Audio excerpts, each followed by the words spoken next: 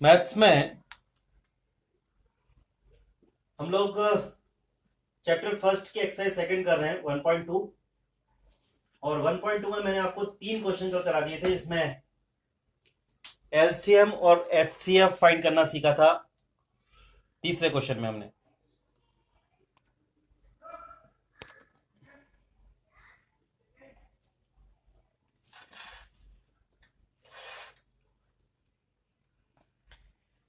आज हम उसका फोर्थ क्वेश्चन कर रहे हैं। फोर्थ क्वेश्चन है गिवन दैट, फोर्थ क्वेश्चन में आपको गिवन है HCF of 306 and 657 is equal to 9. Find LCM of 306 and 657. दो नंबर दिए हैं, गिवन 2 नंबर्स। कौन से हैं? नंबर है is equal to 306 and 657। 306 and 657 ये दो नंबर हैं। HCF 306 एंड 657 का क्या होगा? क्या होगा नहीं, क्या दिया है तो 9 दिया है। आपको एलसीएम फाइंड करना है। एलसीएम आपको फाइंड करना है। एक रिलेशन पढ़ा है हमने कल, क्वेश्चन नंबर सेकंड कर रहे थे तो वेरिफिकेशन कर रहे थे, उसमें एक रिलेशन पढ़ा था LCM multiply HCF is equal to product of 2 numbers. इसका यूज करेंगे इसमें। LCM आपको फाइंड करना है, HCF है 9, 306 और 657 दो नंबर है, वो लिखे मैंने। अब यहां से LCM निकालेंगे तो 306 मल्टीप्लाई 657 अपॉन 9। 9 से ये नंबर एग्जैक्टली डिवाइड होगा 34 टाइम्स। तो एलसीएम क्या होगा इन दोनों का प्रोडक्ट? 34 इंटू 657। मल्टीप्लाई करो 657 और 34 का, वही आंसर होगा। करिए और आंसर लिखिए यहां पे, जल्दी करिए।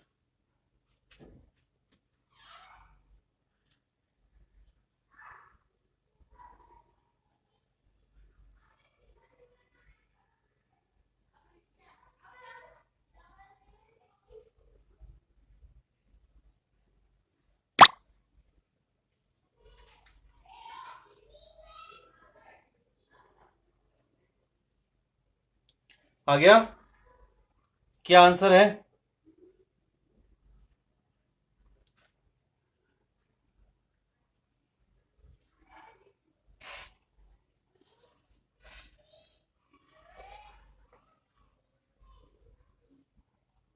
डबल 2 3 3 8 सही अंश। 2 2 3 3 8 ये इसका आंसर है। ये क्वेश्चन नंबर 4 था हमारा, नोट कर लीजिए। इसके बाद फिफ्थ क्वेश्चन करेंगे।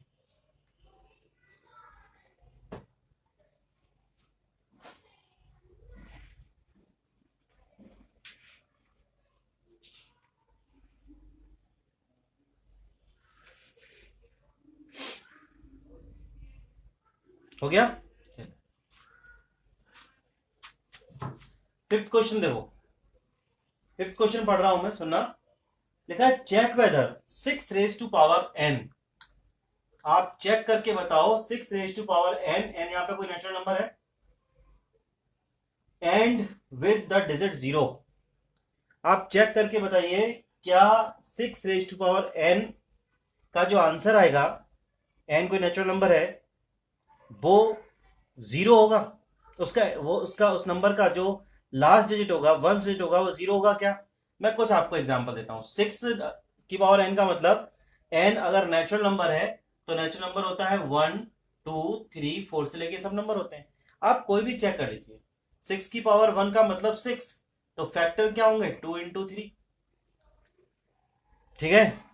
6 की पावर 2 होता है 36। देखो यहां पे लास्ट में 6, यहां भी लास्ट में 6। इसके फैक्टर क्या होंगे? 2 इंटू 2 इंटू 3 इंटू 3। 6 की पावर 3, 216। फैक्टर क्या होंगे? 2 into 2 into 2 into 3 into 3 into 3, ऐसे बढ़ते जाएंगे। आप आगे बढ़ते जाओ, आपको 2 और 3 के अलावा इसमें और कोई फैक्टर नहीं मिलेंगे, और सबके लास्ट में 6 ही आ रहा है, 0 नहीं आ रहा। तो चेक करना है कि 0 आएगा क्या। आप एक बात ध्यान समझ लीजिए, किसी भी नंबर का अगर एंड डिजिट 0 है तो उसमें दो फैक्टर जरूर होने चाहिए, 2 और 5 दोनों ही होने चाहिए। अकेला 5 भी 0 नहीं कर सकता, अकेला 2 भी 0 नहीं कर सकता। दो फैक्टर, जब तक ये दोनों फैक्टर नहीं मिलेंगे तब तक उस नंबर का वंस डिजिट 0 नहीं हो सकता है। आ रही है आपको बात समझ में? लेकिन इसमें 2 तो है एक फैक्टर, 5 नहीं है। समझ में आ रही है ना बात? तो ये तो सिर्फ समझाने के लिए मैंने आपको बताया था, आपको नोट करना है, करो। मैं आपको जो इसका सॉल्यूशन है वो बताता हूं, थोड़ा थ्योरी पार्ट है, लिखिए। If 6 raised to power n and ends with 0, then it must have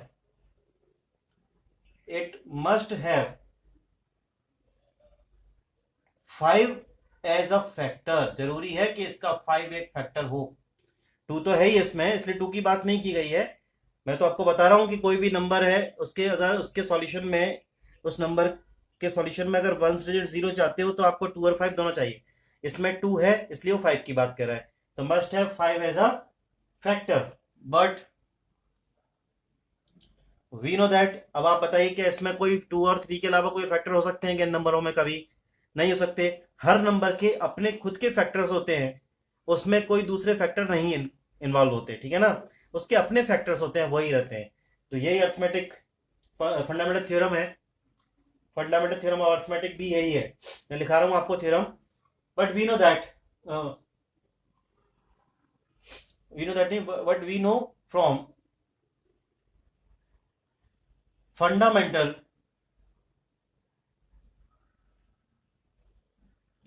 theorem of arithmetic, आपकी बुक में दी हुई, आप देख लेना, दैट द प्राइम फैक्टर्स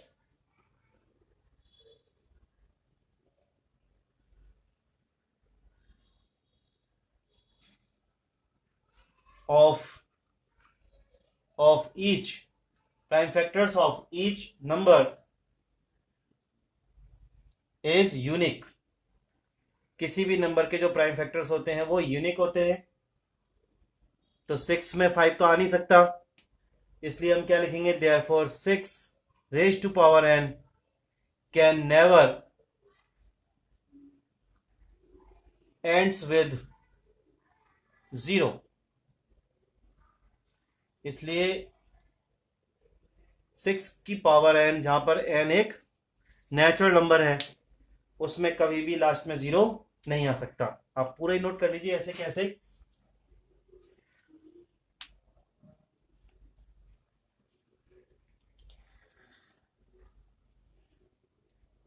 आया क्वेश्चन समझ में? थोड़ा थ्योरी पार्ट था, मैंने बातें सारी बता दी आपको। लास्ट में 0 कब आता है? जब 2 और 5 लास्ट में होते हैं तो 0 आता है।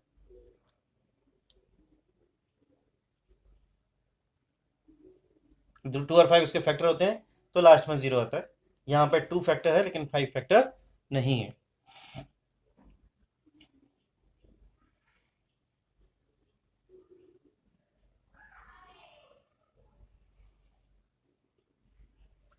हो गया? नोट कर लीजिए आप अच्छे से, दिख रहा है ना पूरा?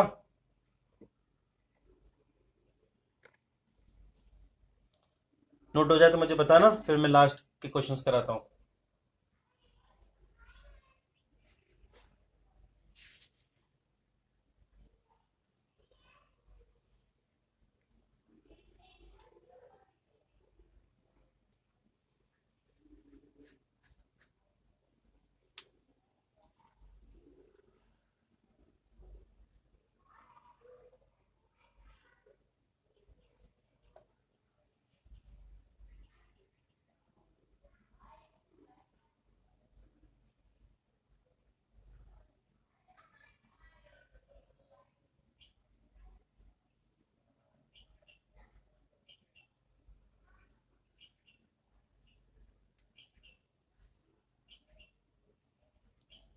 हो जाए तो मुझे बताना जल्दी से।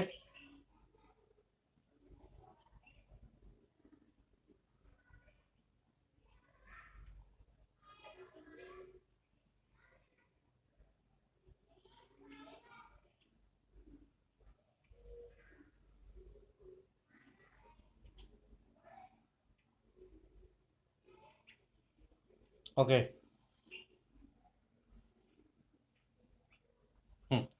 अब क्वेश्चन नंबर फिफ्थ।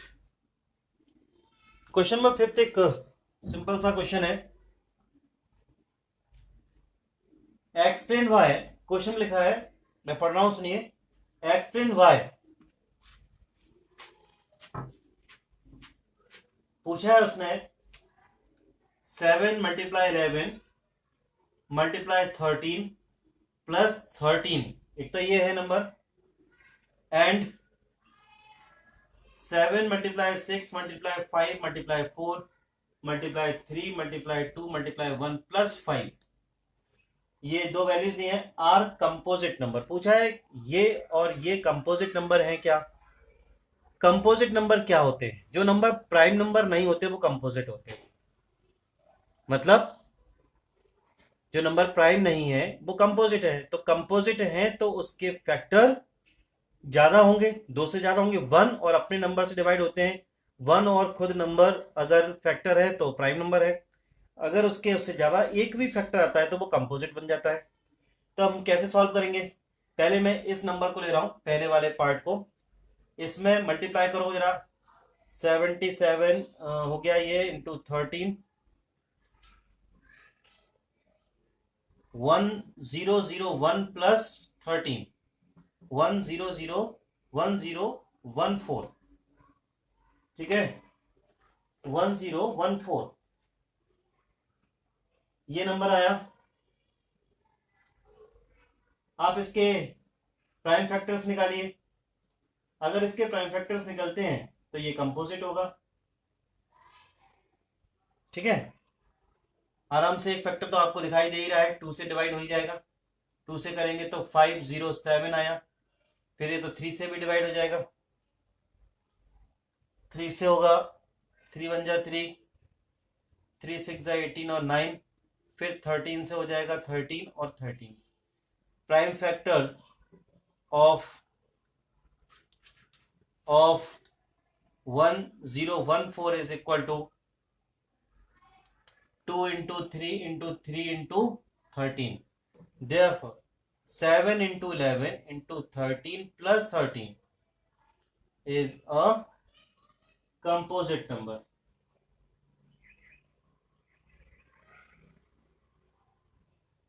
ऐसे इसका दूसरा पार्ट, दूसरे पार्ट में 7 × 6 × 5 × 4 × 3 × 2 × 1 प्लस करना है हमें 5।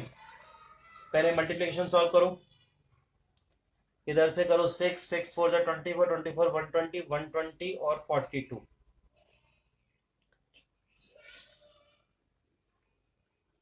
5040 प्लस 5 कितना हुआ? 5040, 5045, 5045 के फैक्टर निकालो। 5 से आएंगे 1009, इसके आगे निकालो ना निकालो कोई फर्क नहीं पड़ता, क्योंकि आप ढूंढते रहोगे अननेसेसरी, आपका टाइम वेस्ट होगा। लिख देना यहाँ पे फैक्टर्स ऑफ फैक्टर्स ऑफ, ये पूरा लिख देना, 5045 इज इक्वल टू 5 × 1009, देख लेना शायद प्राइम है या जो भी है। So it is a composite number, हमने चेक कर लिया कि कंपोजिट नंबर है, ठीक है। नोट कर लीजिए दोनों पार्ट इसके।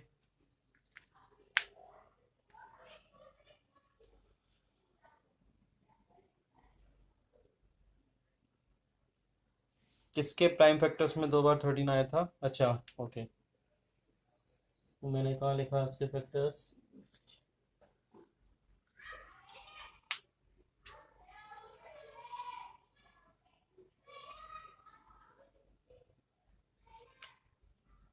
हो गया?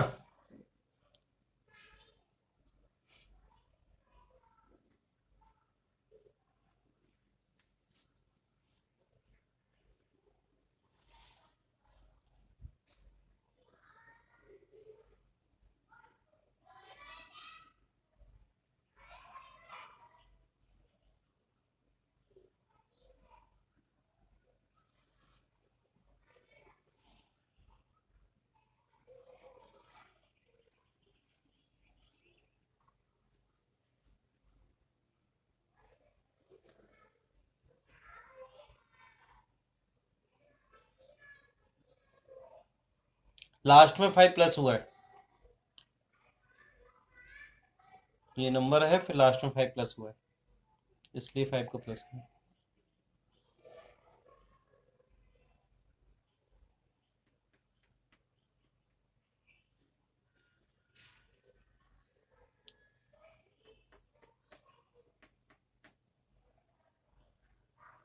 हो गया?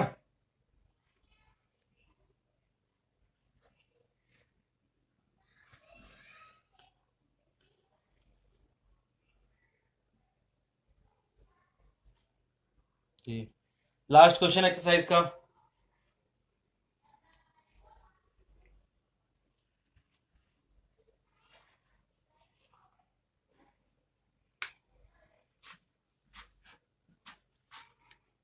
हमने एक वर्ड प्रॉब्लम का क्वेश्चन एक्सरसाइज 1 में भी किया था, थर्ड क्वेश्चन था शायद, सेकंड या थर्ड क्वेश्चन था,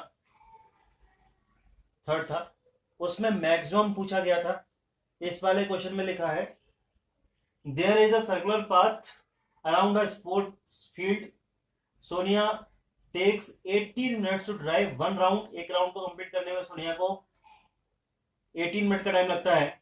while Ravi takes 12 minutes, Ravi को 12 मिनट लगते हैं उसी सेम पाथ को राउंड करने में। Suppose they both start at the same point, मान लीजिए वो दोनों एक ही पॉइंट से चलना शुरू करते हैं। ऐसे बहुत सारे क्वेश्चंस हैं प्रैक्टिस में जिनको आपको करना पड़ेगा। Same points and at the same time, same point से चलना शुरू करते हैं। आपको पता है एक ज्यादा टाइम ले रहा है, कम टाइम ले रहा है, कि स्पीड कम होगी कि ज्यादा होगी। लिखा है go into the same direction, direction भी दोनों का सेम है, same time, same direction, same point. तो क्वेश्चन ये है कि how many minutes will they meet again the starting point. वो दोनों स्टार्टिंग पॉइंट में फिर से कहां मिलेंगे? ठीक है, जिसकी स्पीड जो कम टाइम ले रहा है उसकी स्पीड ज्यादा होगी, लेकिन वो ज्यादा राउंड करने के बाद उसी पॉइंट पे, और ये कम राउंड करने के बाद सेम पॉइंट पे कब मिलेंगे, ऐसा हमसे पूछा गया है। ऐसे बहुत सारे क्वेश्चंस आते हैं, ट्रैफिक लाइट के क्वेश्चंस भी आते हैं, लाइट तीनों एक साइड जली, फिर दोनों का टाइम ड्यूरेशन दिया जाता है, फिर वहां से निकाला जाता है। ऐसे बहुत से क्वेश्चन हम लोग करेंगे। इसमें एक्चुअली देखना पड़ता है कि मैक्सिमम की बात कर रहा है कि मिनिमम की बात कर रहा है। अब यहां पूछ रहा है कि वो कम से कम कौन सा टाइम होगा। मैक्सिमम तो कई बार मिलेंगे वो, लेकिन वो पहले सबसे पहले मैंने मिनिमम टाइम में दोनों मीट करेंगे, तो वो टाइम क्या होगा जिसमें दोनों मीट करेंगे। ठीक है, तो जब मिनिमम की बात आती है तो हम लोग क्या निकालते हैं? एलसीएम। तो टू फाइंड एलसीएम किसका? 18 एंड 12, 18 और 12 का आपको एलसीएम निकालना है। 18 और 12 का एलसीएम निकालो। 2 से करो 9 आएगा, 6 आएगा, फिर 2 से करेंगे तो 9 आएगा, ये 3 हो जाएगा। 3 से करेंगे 3 और 1, फिर 3 से करेंगे तो 1 और 1।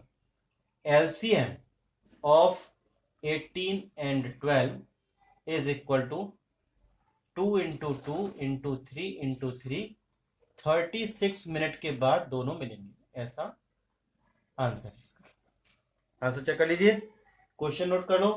इसके बाद एक बहुत इंपॉर्टेंट एक्सरसाइज पर जाएंगे जहां से हर साल क्वेश्चन आते हैं, हर एग्जाम में आपको क्वेश्चन मिलेगा। छोटी सी एक्सरसाइज है लेकिन बहुत इंपॉर्टेंट है, कर लीजिए आप, नोट कर लो इसे, फिर मैं कराता हूं।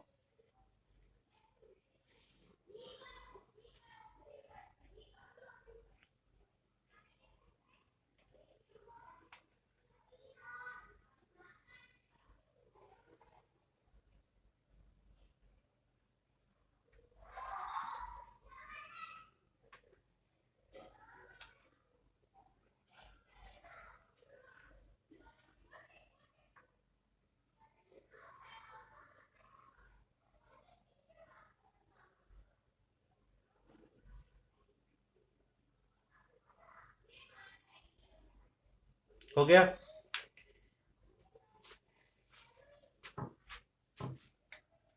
एक्सरसाइज 1.3 फर्स्ट क्वेश्चन है, आपको प्रूव करना है कि √5 इररेशनल नंबर है। Prove that √5 is an irrational number. 9th class में आप सिर्फ आइडेंटिफाई करते थे कि ये रैशनल है कि इररेशनल है। जिन रूट के नंबरों का एग्जैक्ट वैल्यू नहीं आती थी, आप बोलते थे कि ये इररेशनल है। बट इस बार प्रूव करना है कि √5 एक इररेशनल है क्या। एक मेथड है जिसमें थ्योरी काफी है, उस पर इस क्वेश्चन को करना है। पहले आप समझ लेना, नोट मत करना। जब आपको समझ में आ जाए फिर आपको नोट करने का टाइम दूंगा। आज हम सिर्फ इसी क्वेश्चन करेंगे, लेकिन अच्छे समझ लेना, उसके बाद ही करेंगे, ठीक है। उसके बाद ही आप नोट करना। देखो यहां पे इररेशनल प्रूव करना है, तो हम क्या करेंगे, हम इस क्वेश्चन में लेके चलेंगे कि ये इररेशनल नहीं है, ये रैशनल नंबर है। और हम रैशनल नंबर की समझना, क्वेश्चन क्या है, हमें प्रूव करना है इररेशनल है। हम क्वेश्चन में लेके चलेंगे कि ये रैशनल है। हम रैशनल को प्रूव करते करते करते करते आखिरी में कंडीशन ऐसी आएगी कि हम बता देंगे कि भाई ये रैशनल तो नहीं। तो अगर कोई नंबर रैशनल नहीं होगा तो सीधी बात है वो इररेशनल होगा। तो वहां जाके कॉन्ट्रडिक्शन का एक लॉ लगेगा। कॉन्ट्रडिक्शन क्या होता है कि जिसको हम एज्यूम करते हैं, जिस बात को हम एज्यूम करके क्वेश्चन को प्रूव करते हैं, हम उस एजम्पशन पे चलते चलते चलते चलते जो एज्यूम किया था उसको प्रूव नहीं कर पाते, तो फिर अदरवाइज दूसरी बात होती है वो प्रूव मान ली जाती है। इसको बोलते हैं लॉ ऑफ कॉन्ट्रडिक्शन। ये कॉन्ट्रडिक्शन का मतलब आपकी जो बात थी वो प्रूव नहीं हो पाई, इसलिए दूसरी जो बात थी जो शुरुआत में कही गई थी वही सही है।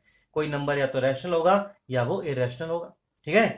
तो इफ, इसलिए यहां पे शुरुआत होती है इफ पॉसिबल लेट √5, अभी आप समझ रहे हो, ठीक है। √5 is a rational number. Rational number अगर ये रैशनल है तो आपको मालूम है रैशनल P/Q की फॉर्म में होता है। यहां लिखेंगे P, Q are integers and Q is not equal to 0।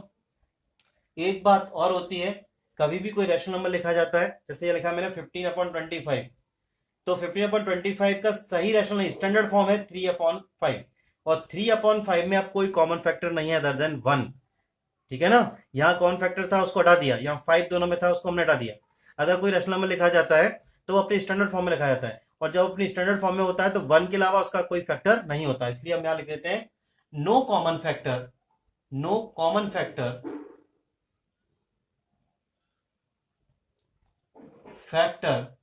Other than 1। ये बात भी हमने लिख दी कि P और Q का 1 के अलावा कोई दूसरा फैक्टर नहीं है, ठीक है ना। इस एजम्पशन को लेके हम चलेंगे। जब ये वाली बात प्रूव नहीं हो पाएगी और हम 1 के अलावा दूसरे फैक्टर निकाल देंगे तो मान लेंगे कि ये हमने जो एज्यूम किया था कि ये रैशनल है तो ये रैशनल नहीं है। फाइनली ये नंबर इररेशनल है। समझ में आ रही ना बात अभी तक आपको। √5 को रैशनल माना, इसलिए सिर्फ P/Q की फॉर्म में लिखा। जो रैशनल की डेफिनेशन है उसके अकॉर्डिंग मैंने P और Q को इंटीजर माना। Q is not equal to 0, Q 0 नहीं होना चाहिए। और एक बात और, no common factor other than 1। इसका एक बात और समझ में आती है कि P और Q में 1 के अलावा दूसरा फैक्टर नहीं होगा। अब हम क्या करेंगे, इसको सॉल्व करने के लिए स्क्वायरिंग बोथ साइड करेंगे। जब बोथ साइड स्क्वायरिंग करेंगे तो √5 का square is equal to P/Q का होल स्क्वायर। सुनते जाना, रूट हट जाएगा स्क्वायर से, तो 5 is equal to P² square. Cross multiplication में 5Q² is equal to P²। So Q² is equal to P²/5। इसका मतलब क्या हुआ, देखो आप Q² का जो आंसर आ रहा है वो एक कंप्लीट आंसर है, उसके डिनोमिनेटर में कुछ भी नहीं है। इसका मतलब यह है कि P² में एग्जैक्टली 5 से डिवाइड हो रहा है। 5 डिवाइड P² को 5 एग्जैक्टली डिवाइड कर रहा है। P मतलब ऐसा नंबर होगा जिससे 5 से पूरी तरह से कट जाएगा, इसीलिए क्यू स्क्वायर हमें कैसा नंबर मिल रहा है, एक होल नंबर कैसा मिल रहा है, उसके अपॉन में कुछ भी नहीं। ठीक है, अगर पी स्क्वायर में डिवाइड हो रहा है 5 से तो 5 में भी डिवाइड होगा, क्योंकि पी स्क्वायर मतलब क्या, पी इंटू पी। अगर 5 में डिवाइड हो रहा होगा तो फिर सॉरी, अगर पी में डिवाइड हो रहा होगा 5 से तो 5 से डिवाइड होगा किसमें, डिवाइड्स पी, पी में भी डिवाइड होगा। इसका मतलब पी का फैक्टर पता लगा लिया, पी का फैक्टर 5 है। आपने क्या लिया था कि अदर देन 1, 1 के अलावा कोई दूसरा फैक्टर नहीं होगा, लेकिन अभी आपने क्या पता लगाया यहाँ पे कि इसका एक फैक्टर 5 है। सुनते हैं ना, मैं दोबारा समझा दूंगा, पहले जितना समझ में आया उतना समझ लो। अगर p का 5 फैक्टर है तो एक नंबर लेते हैं, फिर से मानते हैं, लेट p की वैल्यू ले रहे हैं, let p is equal to,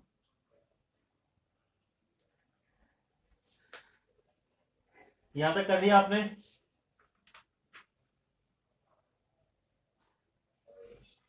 अगर यहां पे p अगर 5 का फैक्टर है तो फिर p की क्या वैल्यू लेंगे, जो 5 का मल्टीपल होगा। p की क्या वैल्यू लेंगे, जो 5 का मल्टीपल होगा। ठीक है ना, तो हम एक नंबर ले रहे हैं, उसे लेते हैं p is equal to 5 r, p is equal to 5r। ठीक है, क्योंकि p 5 का मल्टीपल है इसलिए 5 के मल्टीपल की फॉर्म में हमने ले लिया, r एक नया नंबर अपनी तरफ से एज्यूम कर लिया। अब फिर से स्क्वायरिंग बोथ साइड करेंगे, तो स्क्वायर करोगे तो p square is equal to 5 r का होल स्क्वायर आ जाएगा। p स्क्वायर की वैल्यू आपने यहां क्या लिखी है, 5q स्क्वायर लिखी है। 5q square is equal to 25 r square. ठीक है, अब इतना नोट करो, फिर मैं आपको बताता हूं, पहले इतनी बात समझ लो और जो प्रॉब्लम मुझसे पूछते जाना।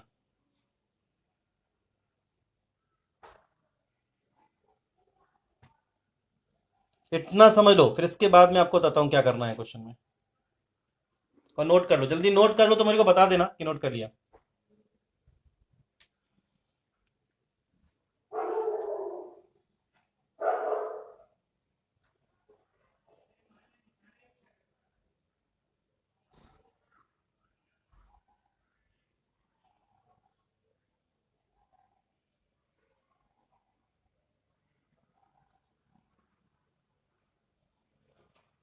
आप नोट कर लीजिए, आज मैं आपको समझा भी रहा हूं और आप घर में देख के इसको समझना।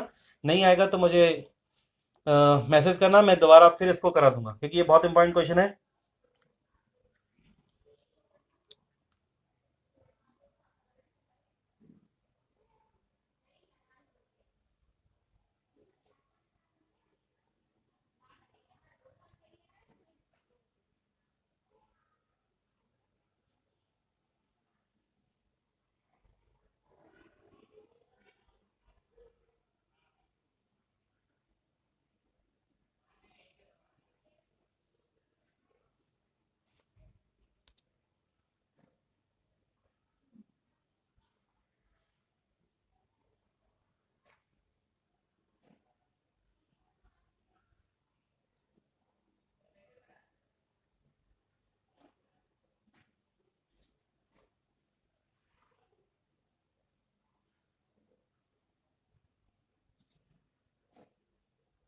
हो गया,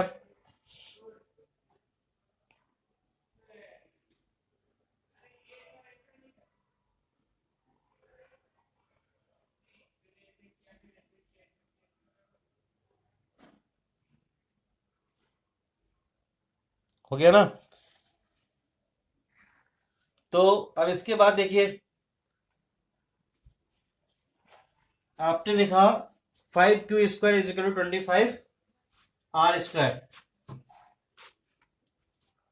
q square is equal to 25 r square upon 5, q square is equal to 5 r square. ये फिर हम कहां पहुंच गए, हम इस वाली कंडीशन में आ गए, बल्कि और आप देखोगे तो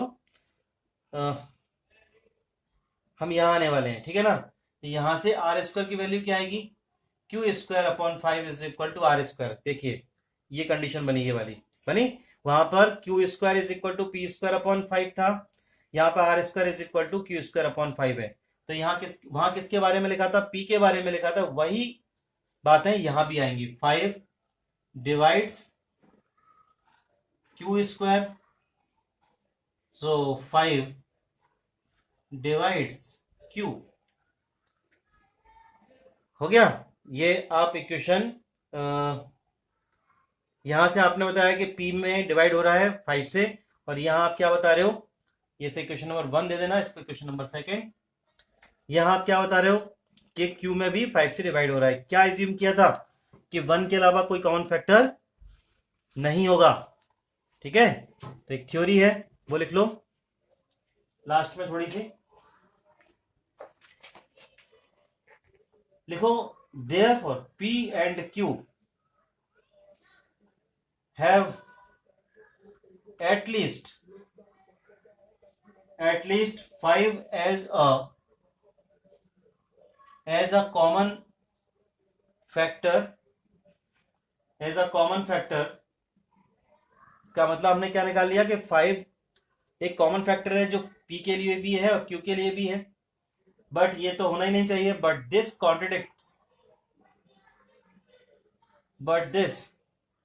contradicts that fact, contradicts the fact that p and q have no common factor,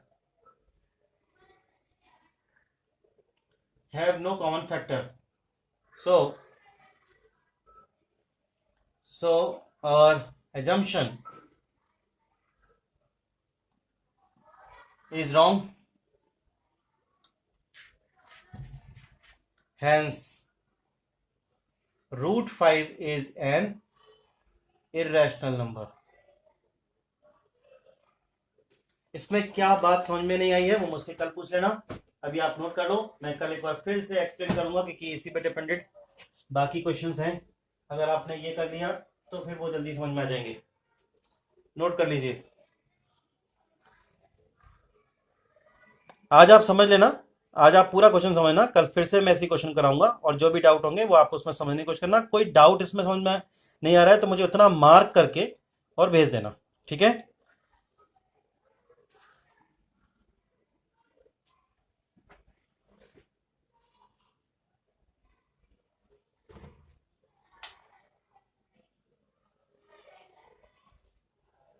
note हो गया।